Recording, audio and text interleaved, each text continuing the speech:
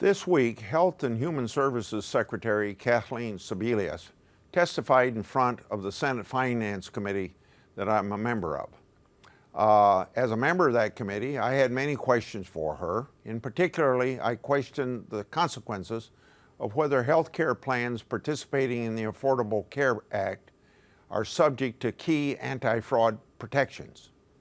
Secretary Sebelius stated in a letter to a House member that qualified health plans, programs related to the federally facilitated marketplace, and other programs under the Affordable Care Act are not considered federal health care programs.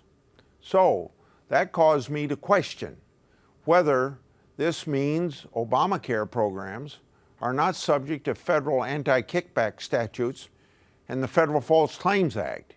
And let me say that the Federal False Claims Act is something that I sponsored 25 years ago, and it's brought about $35 to plus billion into the federal treasury since then. Now, having considered my interest in this, Secretary Sebelius argued back that the federal exchanges offer plans from private insurers that should not, in her estimation, be subject to anti-fraud protections. Now, this alarms me very much.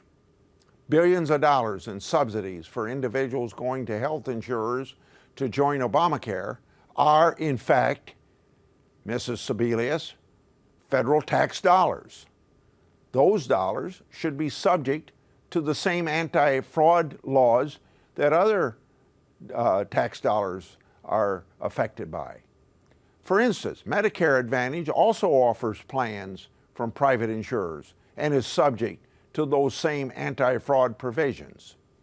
I question why the two programs should be treated differently for federal anti-fraud protections. Both involve direct payments from the government to private health care plans.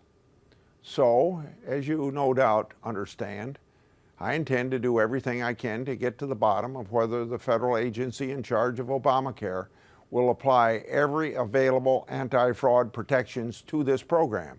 So, what I have done is I've just today sent a letter to the Secretary with follow-up questions to get to the bottom of this.